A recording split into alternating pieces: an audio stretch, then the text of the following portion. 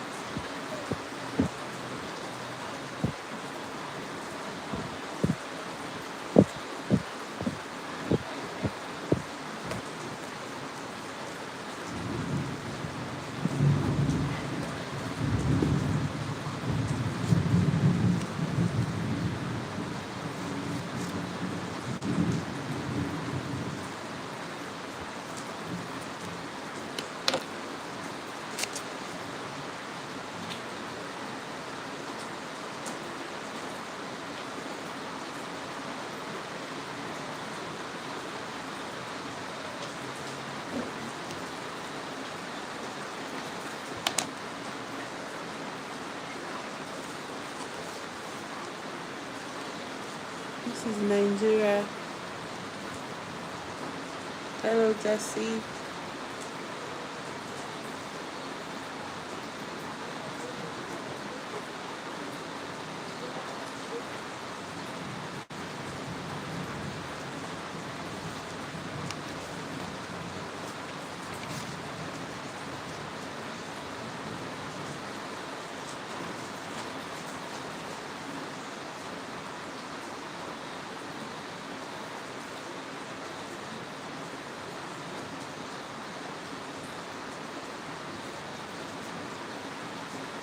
Thank you.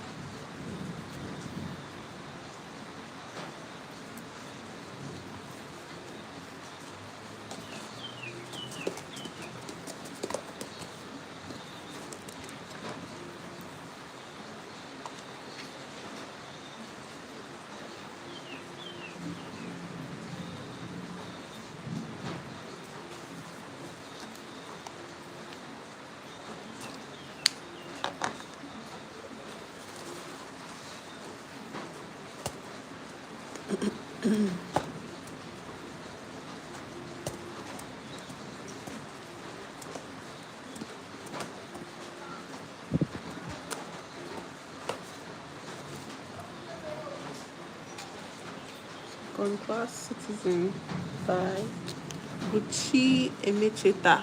She's a Nigerian author. She recently passed away though, so but she's one of our great literary minds.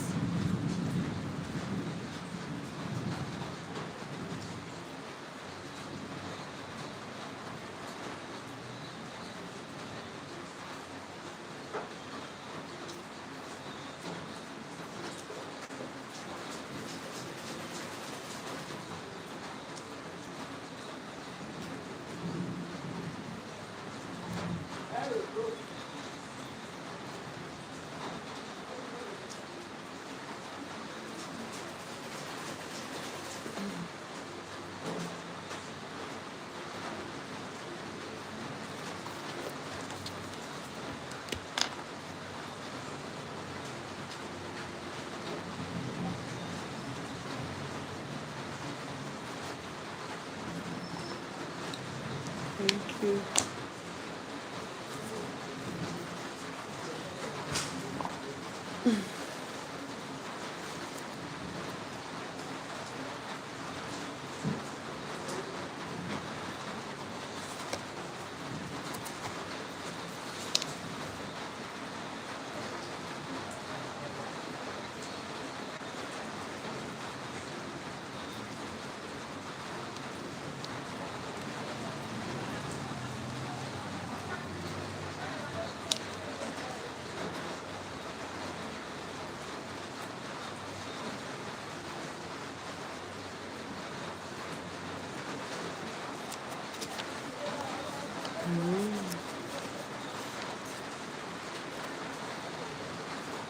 Is it long? Is it longer than mine? How long have you had yours? Mine is just like December, January, February, March. 4 months. How old are your locks?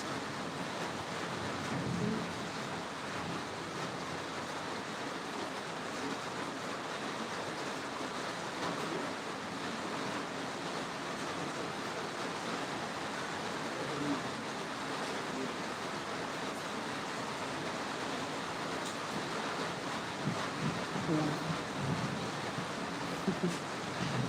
That's a lot, though. That's a long time.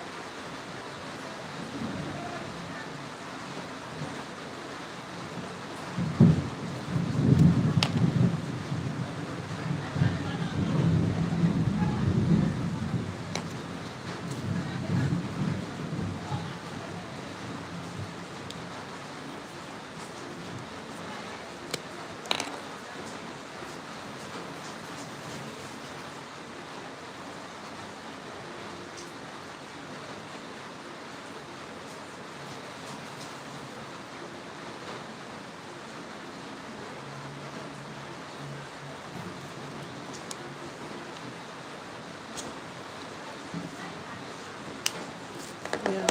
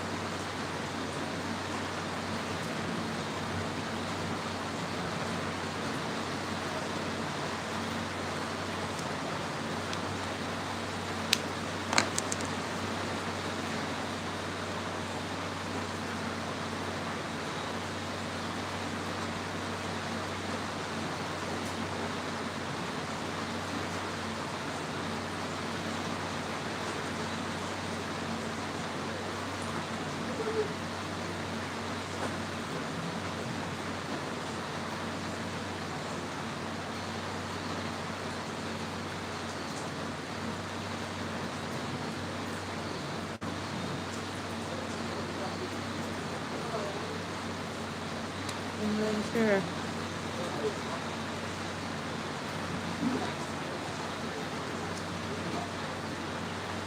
I'm from Nigeria.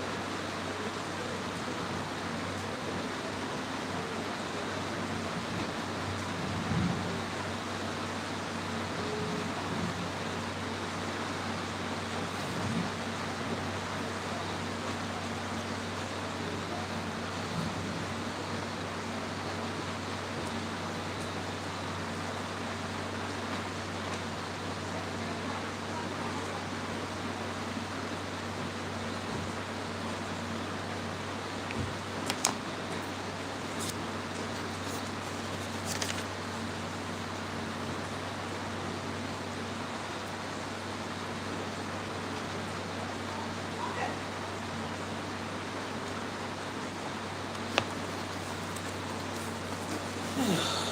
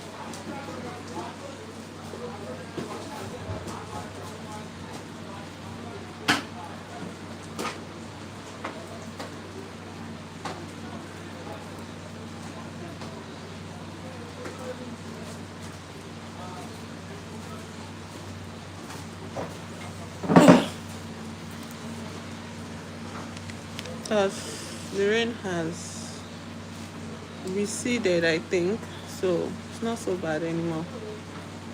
Um, I feel like curling up under the covers and completing this second class citizen by Buchi Emecheta.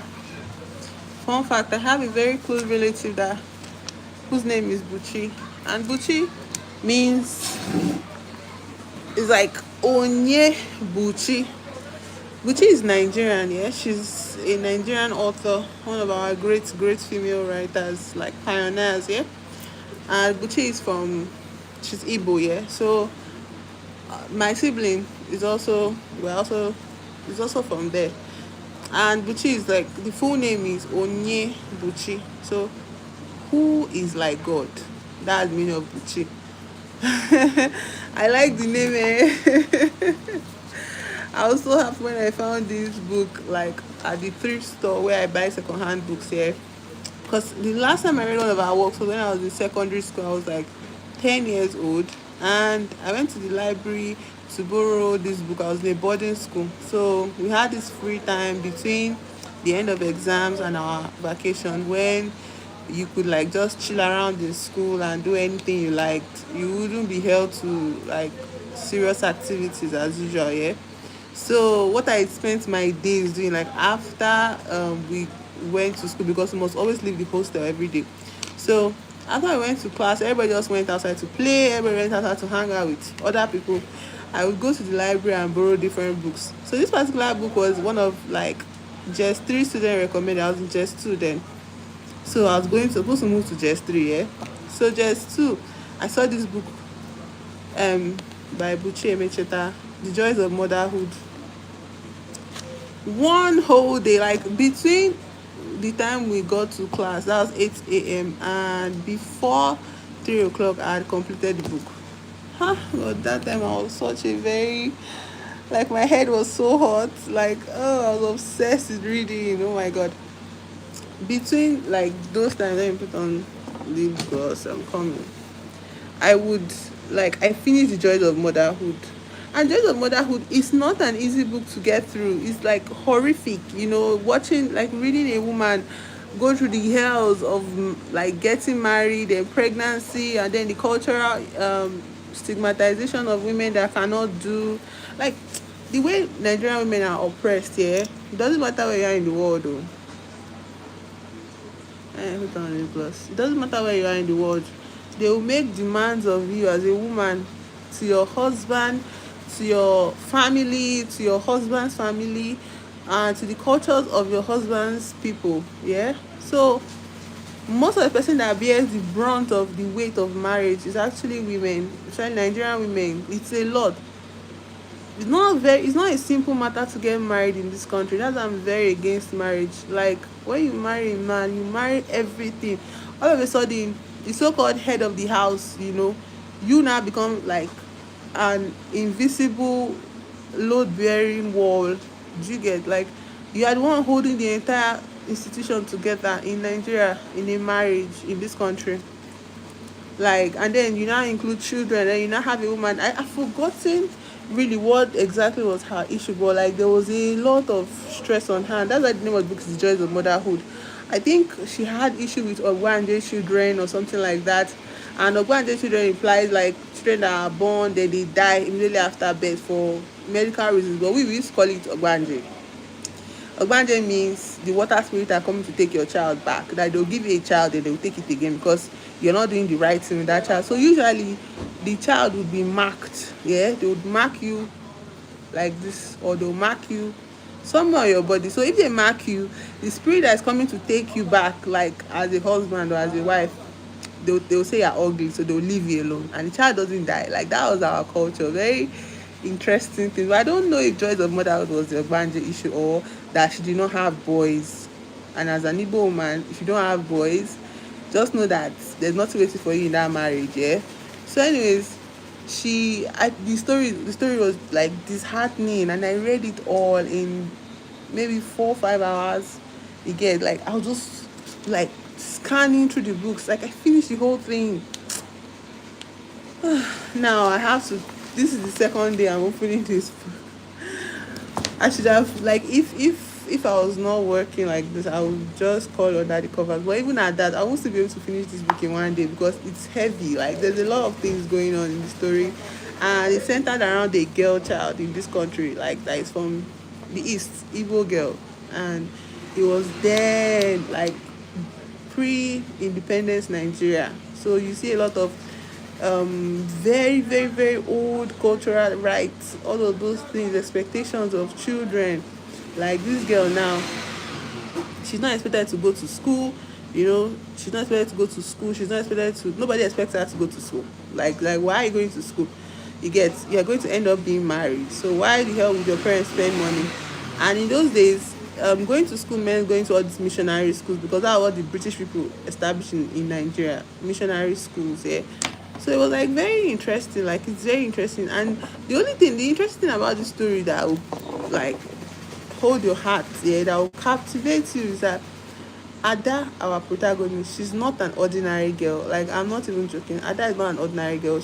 I'm not saying ordinary as in she has like spiritual powers or some shit like that. No, she's just very unique. Like I suspect she has some level of neurodivergence, maybe deep, deep autism. Um, yeah. And the kind of autism she had as a girl, her mother's conditioning did not beat it out of her. She's actually so freaking stubborn as hell and rigid. Like she refuses to budge. But I'm at the point where she's now married to a man, and I don't know what will become of her personality. Oh, they brought lights. Let me charge my phone. I don't know what will become of her personality. You understand? And all of that now that she's married. But I don't think like there are easy days ahead of her because her husband, she married into a very poor family. So I'm coming now. Put on the pumping machine to pump water. Let me put on the pumping machine.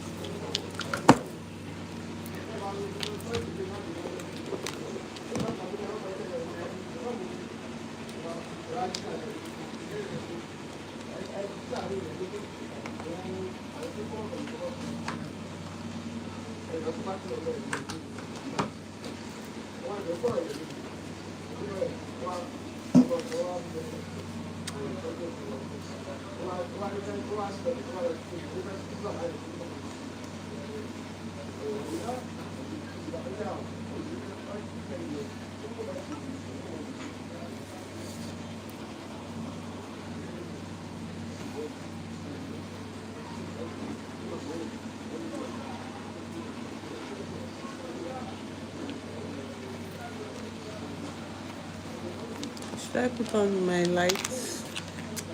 I don't know. The weather is so cold. Do I put on the fan? I don't think that will be necessary.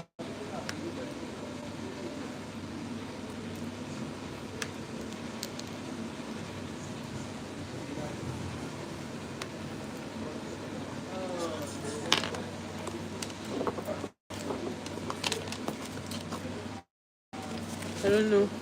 Anytime I try to make all this like book review,